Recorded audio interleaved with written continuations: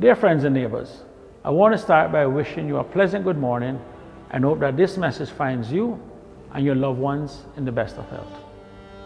As some of you may recall, I started these weekly messages back in March as I felt that with so much uncertainty that it was important that we never lost hope and that we remain positive. In the process, I rekindled my own passion for reading, writing, and something else. It is that something else I want to share with you this morning. For those of you that know me, you know that in addition to reading, writing, mathematics, history, Scrabble, chess, dominoes, cricket, and table tennis, I actually like writing poetry. And so this morning, with this being the last Sunday for the year, I decided that my weekly message would be in the form of a poem. I hope you enjoy it as much as I enjoyed writing it. Here goes. Roses are red, violets are blue. There's something I would like to say to you.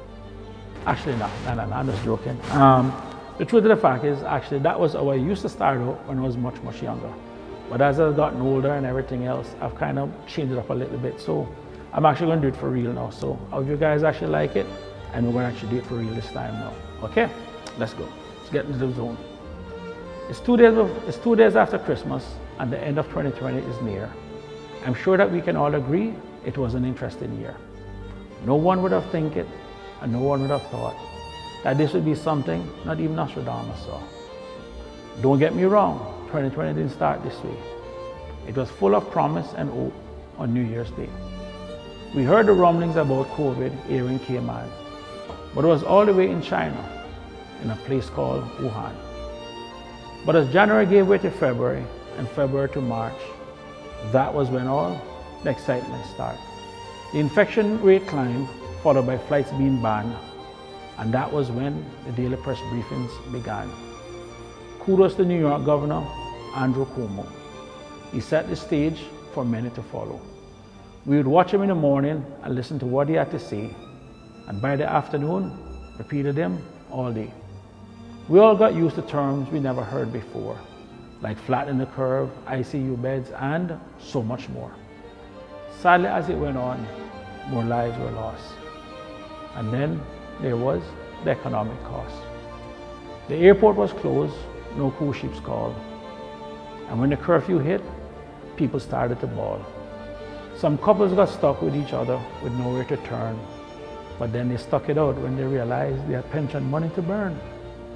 Things around the house started to get done when people realized they had nowhere to run. Some stayed inside and started to get fat, and you didn't need a minister to translate that. And one thing at the press conference you would always hear is when the governor would say, "I agree with the premier." We listened to questions from Reshma, Ralph, and Wendy, and a guarded response from Dr. Lee. There were things we wondered but just didn't know. But like Jebby always said, I didn't say so. For many of us, life would never be the same, especially when we had to shop by our last names. 2020 has given us all time to reflect. Wait a minute, I haven't talked about Donald Trump yet.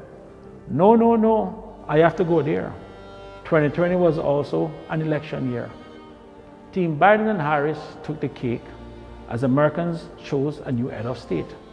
In Jamaica, the PNP got beat real bad by Andre Holness, the Brogad. Andrew made history and left several marks, all the time while wearing his green Clarks. Trinidad's government got another term, and so did New Zealand's Jacinda Ardern. 2020 was definitely an interesting year. Social distancing made nobody came near. But we survived a dumb fire and an earthquake, and the cruise port project made everyone awake. So on the final Sunday of this unique year, I bring you tidings, blessings, love, and cheer. I hope that in 2021, you live the best life you can. All the best this holiday season. One love, one Cayman. God bless.